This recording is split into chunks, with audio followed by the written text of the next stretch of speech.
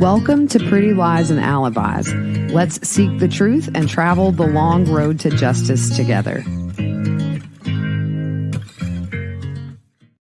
What you know, Alibis. Welcome to another episode of Pretty Lies and Alibis. I'm Gigi. It's Wednesday, halfway through the week already. Before we get started, you guys know what to do. If you're on YouTube, hit the subscribe button, like the video, share it with your friends. If you want notifications, hit the little bell button.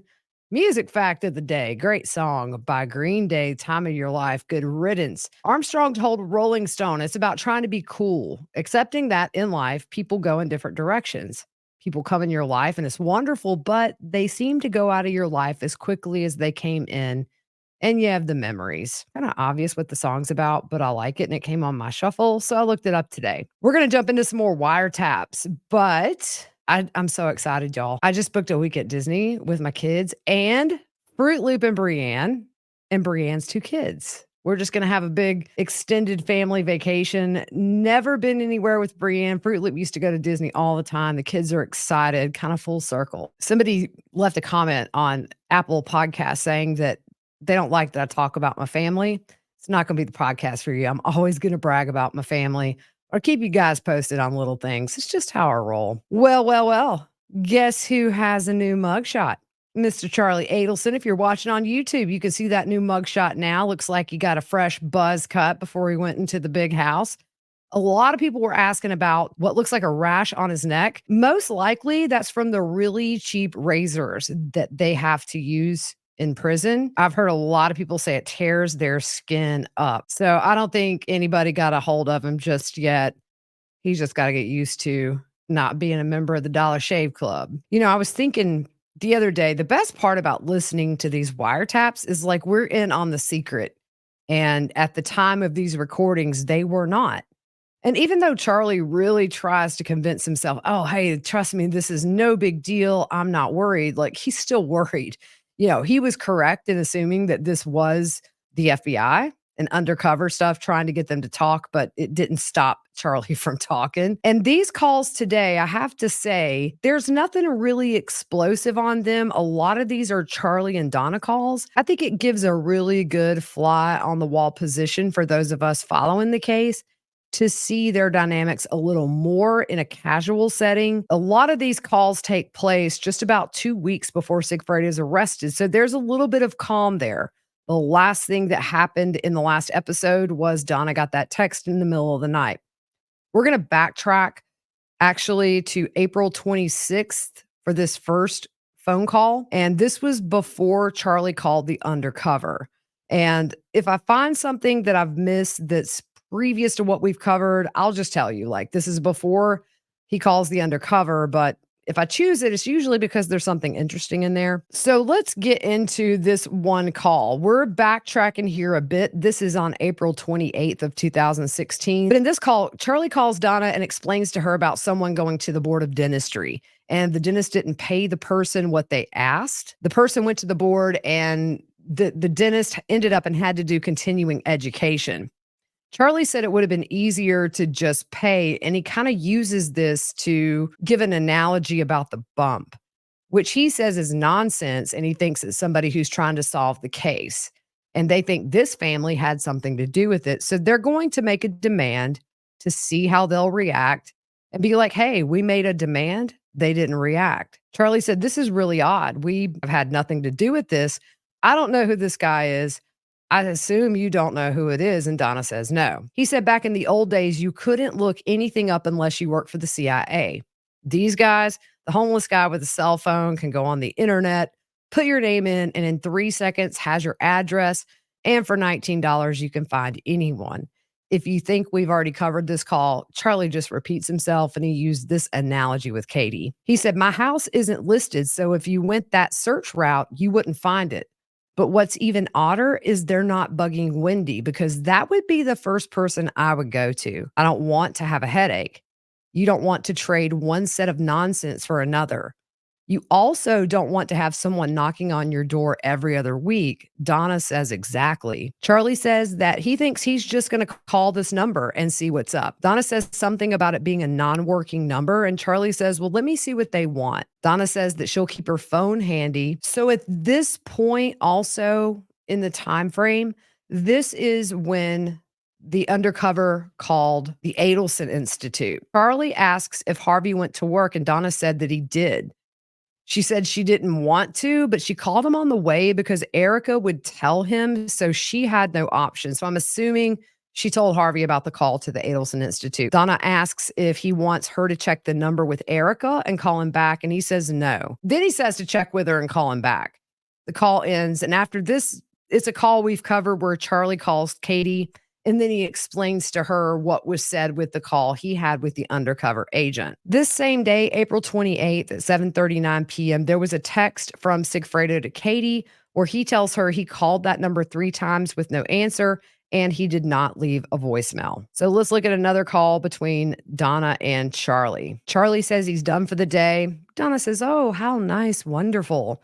She says, remember yesterday how I said I was going to bring the boys down to Wendi at the courthouse, and we were going to head out earlier so they don't have problems parking the car?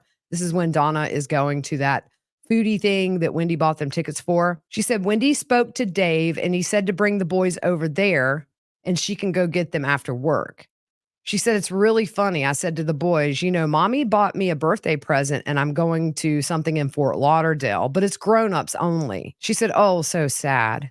But she said it would be okay if you guys would like to go to Dave's house to wait for mommy. The boys said, can we live here forever? And I said, no, you can go until mommy comes home from work. How would that be? They asked if they could stay with Dave a few days and mommy could get us. And Donna said she told them no. Charlie said, that's awesome. And he says, you know, they give that to Wendi. Donna says, I'm sure they just don't say it to me. So I sent a text to Dave and said, we can bring the boys over about 4:30. Would that work for you? He said, we're just hanging out. Bring them over now. She said he's very casual, very laid back. Charlie said he's not very uptight or professional like what you're used to with your friends. April 28th, still, we're going to go through a call from Katie to Charlie. She said they called that number 3 times, and the first time they left a message in Spanish. She got a message with puto, meaning fool in her language. She said, why would you have that in your voicemail? Charlie asks what the person says in the voicemail, and Katie says it's in Spanish. So he, meaning Sigfredo, left a message in Spanish asking, who is this? You need to call me and quit frustrating my family. She says, I keep trying, but they don't pick up. Somebody's either spooked because what the heck is going on, or I don't know. Charlie says that's good. And Katie says she has a lot of things going through her head. Maybe somebody's trying to be an informant or something. And Charlie says he's thinking the same thing too. Katie said there's people you can trust and then people you can't. She said it's aggravating her. Charlie said it could be someone reading the newspaper and playing games. And Katie says, well, they're playing with the wrong person. Charlie says, I don't know how they got your name. They didn't use a last name, so it could have been another Katie. And then he says another Taco. He said, or whoever they said I'd remember the name is Tato. But the point is, they need to stop. Katie said they need to pick up the phone. You're messing with my family, and if you don't stop, we're going to have problems. Katie says it's in Spanish, so whoever it is going to have a problem with me no matter what. Charlie says they're going to have a problem with me. I bet they're scared. May 3rd, Charlie says he's 10 minutes from his house. He had an 11-hour day taking the boys to Wendi. She met someone from the law firm for dinner. She tells Charlie that Harvey got home from work, and one of the boys says, Grandpa, you don't have to work tomorrow. Harvey told him he had to see patients, and the boy said, that's not right because you're the boss. You could stay home all day and play with me if you wanted to. Charlie says, so Dad only worked Tuesday and Wednesday this week? That's perfect. We should keep it to 2 days a week. Charlie tells Donna that he's talked Wendi into taking a job. He said he and Wendi went on a walk and she was thinking about not taking it. Donna says, well, it's not what she wants, but then Charlie interrupts and says, there's no time frame on it. And if you change your mind, you change your mind, but you'll pick up skills you don't have right now. Charlie says the dean of the University of Miami called and offered her a job. Donna says she didn't tell me this. He says something about now not being the time for her to take that and saying that she was overqualified for a Miami guidance counselor job. Then he corrects himself and says it's not guidance counselor, but an advisor. He said it would have been brainless work for her. And he told her she needs to get as many skills as she can right now. Charlie says the other thing is Wendi asked him if Dave could come to the house for Mother's Day. And Donna says, "Oh, she asked you?" Charlie says, "Yeah, bring him. The more the merrier." And Donna says, "Why not? It's fun." Then she says, "I wouldn't care if you took her, the kids, and Dave out on the boat for an hour." Charlie says, "I'm sure you'd rather her go spend the day with him than you anyway." That's interesting, isn't it? Charlie says, "She's developing a brain." And Donna says, "She's developing a brain, all right." Boy, sometimes you wonder why Wendi is so distant, but you have to remember some of these wiretaps have been out for quite a while. I'm sure Wendy's listened to them, and who knows if Wendi ever had any suspicion that they talk about her the way they do. But that's a lot of these calls is kind of hitting Wendi and putting her down, which I think is interesting. Being newer to the case, it's just not something that I really was expecting. I kind of expected it to be the other way. So this is my wow moment. All of you that know the case are like, move on, girl. We know this, but I didn't. Donna says she has to walk away so the boys don't hear her. She said that both boys are not good at hugging and kissing, and it always makes Wendi feel bad. So Donna told Wendi, they're boys. They're just not the way girls are. And I said to one of the boys, people who love you hug and kiss is what grandma and grandpa always want to give, a hug and a kiss. I did that with my mommy and daddy. I did that with my children, and I do that with my grandchildren. So she says, yeah, one of the boys said, it's like Dave and mommy. They're hugging and kissing all the time because they love each other. Donna says, you can't hide anything from them. Charlie says Wendi doesn't comprehend how lucky she is, and Donna says, no, she doesn't. Charlie says it doesn't register in her head how lucky she is at all. But Charlie says at least she doesn't see herself as a victim anymore, which is great. Donna says, I'm just happy to hear she's spending more and more time with Dave. That's great. I thought about inviting him, but then I thought his wife probably had the kids on Mother's Day. Maybe he wants to do something with her, even though it's an ex. She's still the mother of his kids. Charlie says, nah, he paid her $3 million to get lost. Great marriage, great talk. Have a good life. Donna says, thank you for sharing that. It makes me feel better. Charlie says he doesn't know what time June is doing stuff with her family, but it's 12 o'clock for Mother's Day to get together. Donna talks off in the distance to somebody, and she says, one day when you have boys and you have children, this is what you get. And Charlie says, yeah, grandparents who do 85% of the work. Donna says it would be great if June could come. She tells Charlie to take it easy, and she says they'll play it cool and just relax. She asks what he usually orders besides lobster and how much they should order. Charlie says fried chicken, potato salad, coleslaw, and Charlie says he will order the lobsters on Saturday. Donna says then they would pick them up. She doesn't want Charlie paying for it. He says it'll be about $250, but it doesn't matter. He asked if Donna mailed off the 2 speeding tickets he got. He said he also got 2 speeding tickets in the last 3 weeks also. He said, you know what I do? I work for Broward General in the ER. There's an unwritten rule. They'll never give a ticket to an ER doctor because if they get hurt, the first face they're going to see is you. And every cop knows if they get hurt on the job, the first place they're going is Broward. Well, Donna says that's funny. I would have never thought of that. Charlie talks about getting pulled over in the HOV lane. He didn't have his license. He did have his CWP permit. And the cop asked if he had a gun in the car. Charlie says, yeah, under the seat. The cop makes Charlie step out of the car. Charlie says, I got illegal tints on my window, no driver's license, and a gun under the seat, and no ticket. He said that cops love ER doctors, and he said, I'm in my uniform. And then Charlie says, let me go. Bye. Love yous. All that jazz. So you see there that they really think Wendi's stupid. And they make that very clear throughout the course of these wiretaps, and they just gossip about her. Moving on to May 6th again, mother and son are talking. They're talking about buying lobsters. Donna says that the company asked if they wanted Maine or Florida lobsters. Charlie says, oh, you got to get Maine lobsters. He said, Florida lobsters, they kill them and then they keep the tail. He said he never gets Florida lobsters because they're gamey and not sweet. Donna asked for the crab salad if he usually orders celery or dill. Charlie says, sometimes I get one and you say I like the other. Donna says, probably the dill because I don't like celery. There's one thing I can agree with Donna on. Charlie says Wendi is bringing Dave. Donna says that's what she told me. I was asking what time she's picking up the kids or should we bring them to her house because I know she needs a babysitter. She sent me a quick text because she never mentions him and said I changed the reservation to 5 because Dave is joining us. Then Donna says she doesn't want to share anything with me. Charlie says, take a hint. She doesn't want you in her business. She feels a sense of independence by not having you in her business.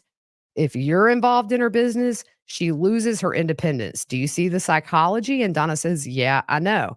Well, maybe Wendi saw the result of what happened the last time Donna was in her business and maybe learned a lesson. Charlie says she would have snapped at you so much had you given your 2 cents because you're a mother and you want to give your 2 cents sometimes because what it'll do is it'll backfire and they'll just do the opposite because they want to show you, I don't need to listen to you. I'll do what I want to do. He said, if you have a crystal ball, you pick all the right answers. Donna very quickly changes the subject here and asks about how many lobsters they should get. Charlie says to get steamed and opened, but not cleaned. He did say get 2 or 3 cleaned. And Donna says, well, we can clean them ourselves, right? Charlie says, you can just get a spoon and throw it on my plate. I love that. Charlie says, so me, June, you, Dad, Wendi, Dave, and the boys. Charlie asks if Dave is bringing his boys, and Donna says, you're the one who told me she's coming, so I'm not supposed to know that. Donna says Dave's boys have their mother. Charlie says, I don't get it. For somebody who works out, does yoga, usually $1.90. It's hard to hear, but they're talking about somebody they know being a bigger sized person. And whoever it is, Charlie saw her in the office. Just petty stuff. They go on to talk about the undercover cop. Charlie said, I would ask them to give me a name, whoever owes the money, because you're talking to the wrong lady. And again, Donna changes the subject to lobsters and they say goodbye. These people are crazy, y'all. But, and I kind of wondered if I should do these wiretap calls because there's nothing super juicy other than a little smack talking about Wendi. But I really think it shows the dynamic and this really toxic codependency that Donna and Charlie have. It's just very bizarre. So we're going to jump ahead to May the 9th. Just a reminder, we are now in the month where Sigfredo will be arrested in just a little over 2 weeks, I believe. Donna says they got disconnected. Charlie says, yeah, so many years I didn't have a boat because I was like, having a boat is such a waste of money. Then he talks about paying $8,300 for it, and it's still worth that same amount. He said he probably spends $20 on fuel every time he goes out. He said it's easy. I don't pay dockage, maintenance. So it's nice when you take the boat out at night. He said that both the boys got to drive the boat. Donna asked Charlie if she sent him a picture of one of the boys looking very serious while driving the boat. And Charlie says, yeah, they really got to drive. Charlie said he wasn't steering at all. Donna said it was very cute. Charlie talks about how great of a day it was. And even Wendi texted him that she had a great time. And Donna says, that's good. Charlie asks if she's around the boys. And Donna said, no, just Harvey and I.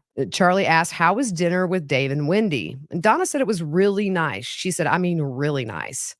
They were like a couple, you know? He was constantly putting his hands over by her lap, and everything this guy was saying about her was positive, cute, about how impressive she was. And he was just staring at her, smiling like, wow, she's really terrific. It was really cute. Then we went outside and they walked out about a minute before us. And we were walking out with Bruce. And then as we walked out, he already had his arm around her waist and they were cuddling a bit. It was really cute and it made me happy to see it. Charlie says, yeah, he said he was definitely going to come, but he said we spent the whole weekend together and he was going to come to Fort Lauderdale, but he had to pick his kids up at 4. But no, that sounds good for her. Donna says, I hope so. I really do. Of course, Charlie says, I'm a good judge of character. And he says, I think Dave is a what you see is what you get kind of guy. And he says, I'll be honest with you, and I would only say this to you and not Wendi.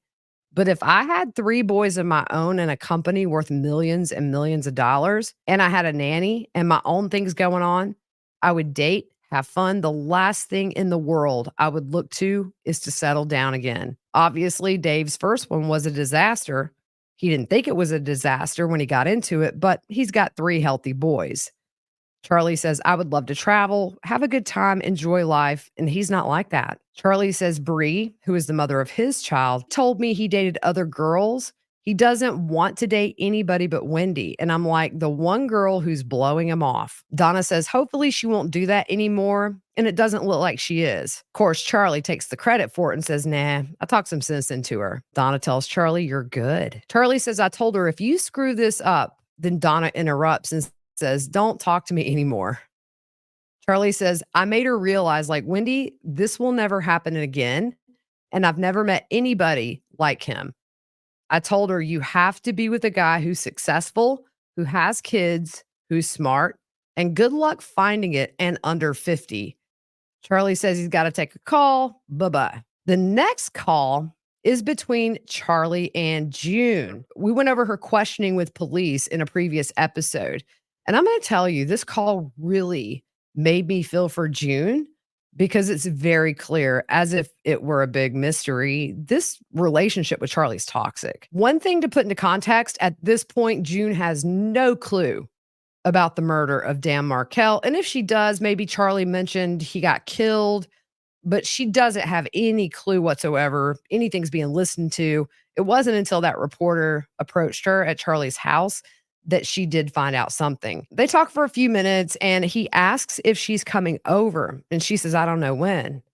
She asks what he's going to do. And he says he's going to work out, watch basketball, and eat lobster. He asks what's going on. And he said she's being weird. And he asks her to stop being weird. She said she's felt weird all day. She said she's felt sad since last night. Well, Charlie tells her she's acting a little effing crazy. And you're making me not want to be with you.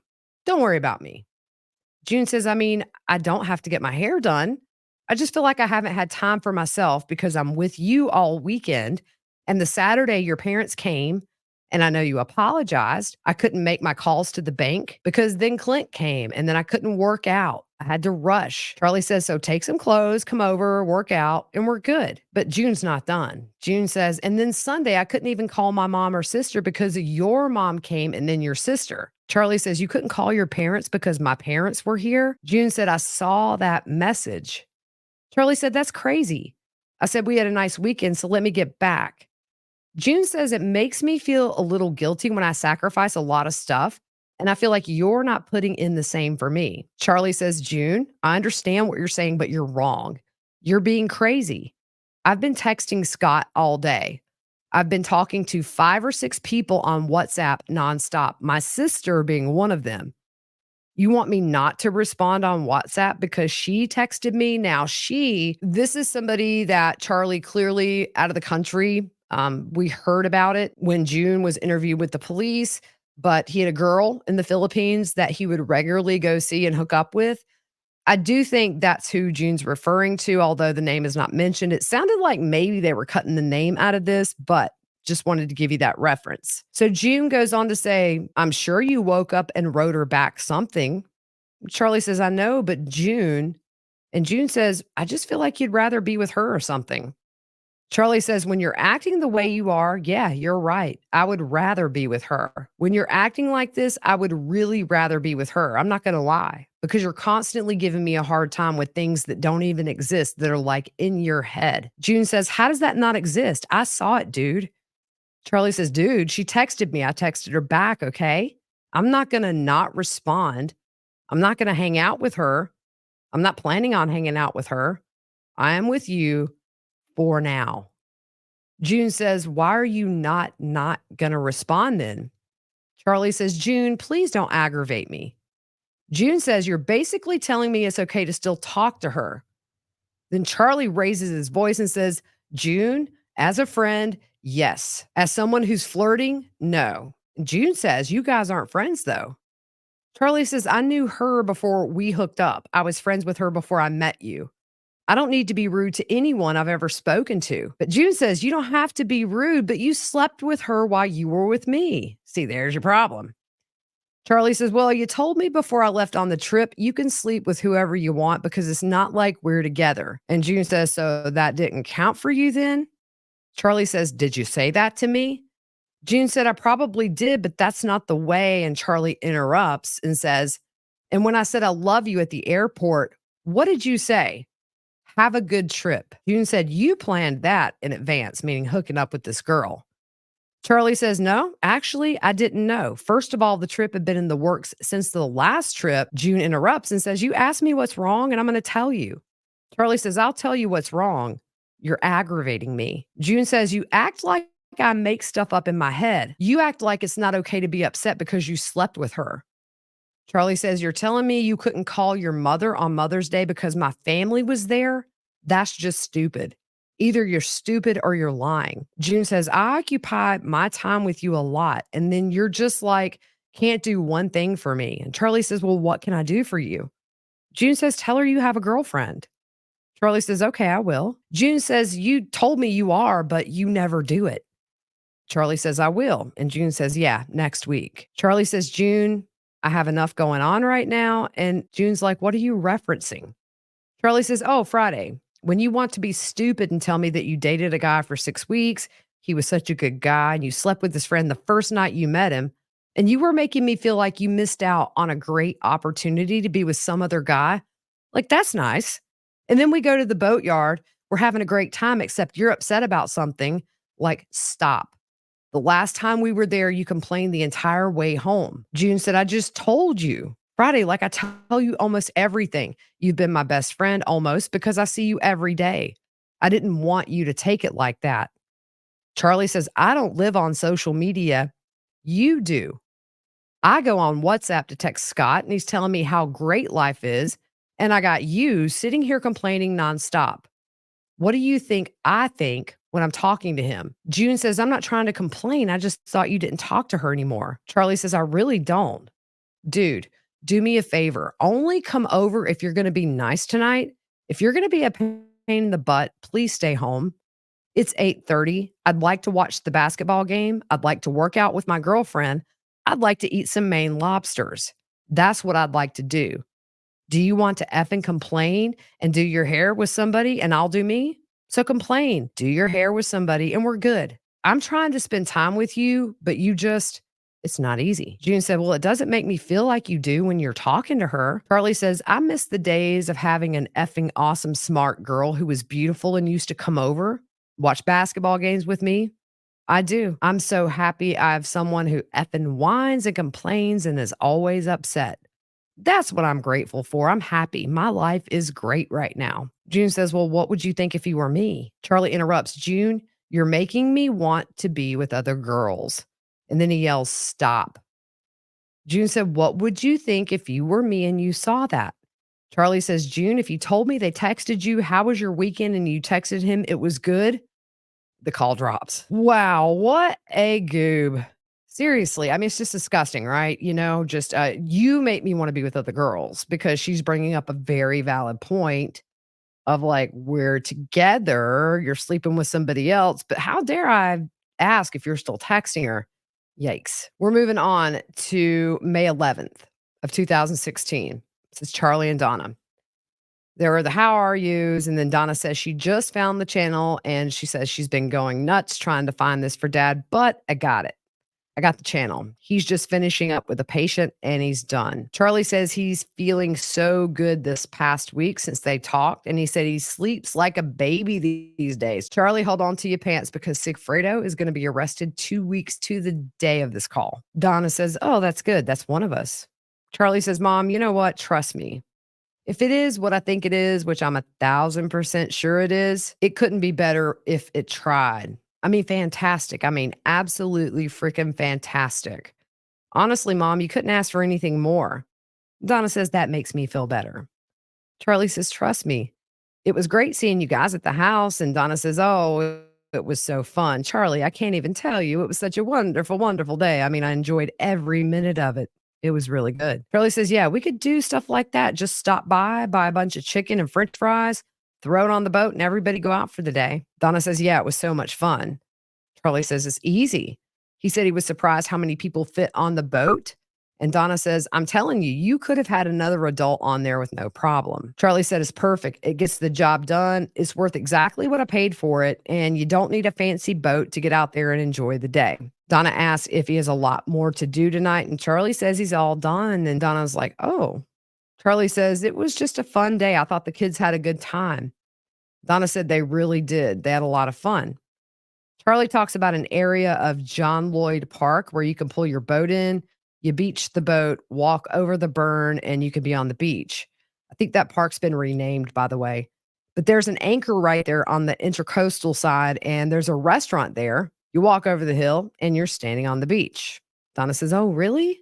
Charlie says, yeah. Donna says, that's so cool. Charlie explains it's probably about 5 to 7 minutes from where they were, just further south of the inlet and just south of the cruise ships. Donna asked if sometime tomorrow, and then she says, do you have Dave's number? Charlie says, is tomorrow his birthday? Donna says, you should text him. It's his 40th birthday. Charlie asks, is he doing a birthday dinner? Donna says, I don't know what they're doing because I thought Wendi would be with him, but she's got this thing. She's got to be at a hotel in Miami Thursday, Friday, and most of Saturday. She said, that's why we're going to have the kids Thursday and Friday. Charlie says, yeah, she could still get out of something, though. Donna says, that's what I'm hoping. You find out for me and let me know. And she kind of has this awkward laugh when she says this. Charlie says she's a effing moron if she doesn't do something with him on his 40th birthday. And Donna says, I know. So hopefully she is. I just wanted to make sure you at least texted him or something. They say their goodbyes. End of call. We're going to go over to May 12th, 2016. Donna and Charlie. Donna picks up and says, Uncle Charlie, how are you? Charlie says, I'm good. Donna is talking to the boys. She says, wait, guys, 1 second. I have to open the door. Then she tells Charlie, just let me get them in the car. Hang on. She's talking to the boys in the background. And one of the boys is struggling to get in the car. And Charlie says, just tell him to move his fat butt. Lord have mercy, y'all. Donna says, can you say that to your sweet little blonde nephew who I just got his hair cut and took him to McDonald's? They're happy campers. Charlie says they're having a good day with grandma. And Donna says they're happy. She says that he didn't want to get his hair cut. He was crying. And Charlie says, well, why did you cut his hair? I like it long too. Donna says, I know, but it was so long, he couldn't see out of it. So he had to get it trimmed. And Donna says she just kept clapping. Then she asks, how's my boy? Sounds like you're having quite a busy day.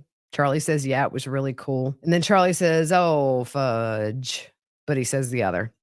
If you know, you know. That little reference there. Donna says, what's the matter?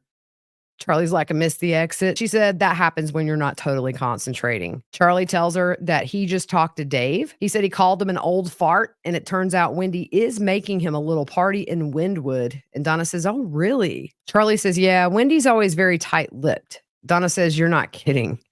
Charlie said she obviously is tight-lipped for a reason, and it's because she doesn't want you to know anything. And Donald just has this awkward laugh and says anything. Charlie said, my point is, if she doesn't want you to know anything, then don't ask anything. She'll be happy. Then I can just find out everything and tell you. Donna says, either it's great or it's crazy. I couldn't hear what she said. Charlie says, so I asked, what are you doing for your birthday? He said, Wendy's making a little birthday dinner.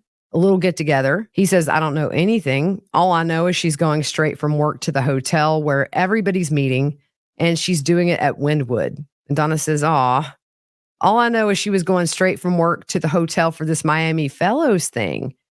And she's got to stay there tonight because it starts early first thing tomorrow. I guess in between, she managed to do something else, which makes me happy. Donna asked one of the boys if they gave Dave his presents this morning with mommy, and they say yes. So she tells Charlie the plan was they were supposed to go to Dave's house at midnight last night, but what happened? And then get this, Donna fishes. I bet you she was poking those boys for so much information because Wendi said nothing, but she says, what happened, Lincoln? Why didn't mommy take you at midnight? She tells Charlie Dave's son was sick. Mommy told him in the morning that he had a fever and he was throwing up, so they couldn't go there at midnight. Charlie tells Donna he's meeting a friend for dinner, and Donna says the boys just had their treat.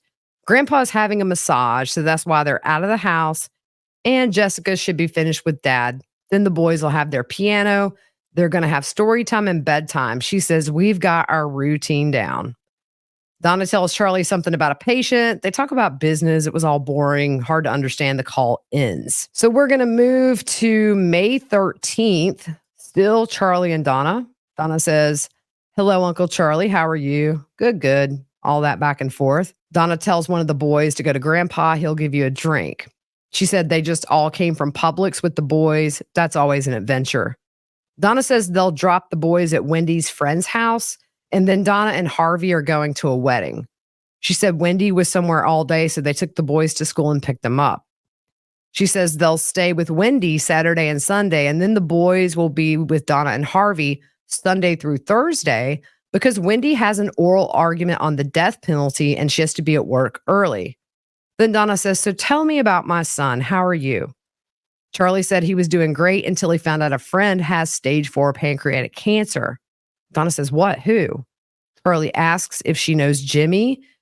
Couldn't hear an answer from her. Then he goes on to talk about this for a good while. And then Donna says, that's horrible. Get this, y'all. Listen to what she says. You're talking about a young person with a wife and 2 little children. Ay, ay, ay. Kind of like Dan Markel, Donna. Charlie talks some more, says, none of us are getting out of here alive. Donna says, no, we're not. Charlie says, we might as well and enjoy every moment in life. Donna says that's what her mother used to say is you get a long time, you might as well enjoy every day you have. Her mother's other expression is the reason we call this the present is because every day of your life is a present. Get this. You just don't want to do it at 37. These people, y'all, they're going on about their day, talking about lobsters every phone call, boat rides, talking about the boys.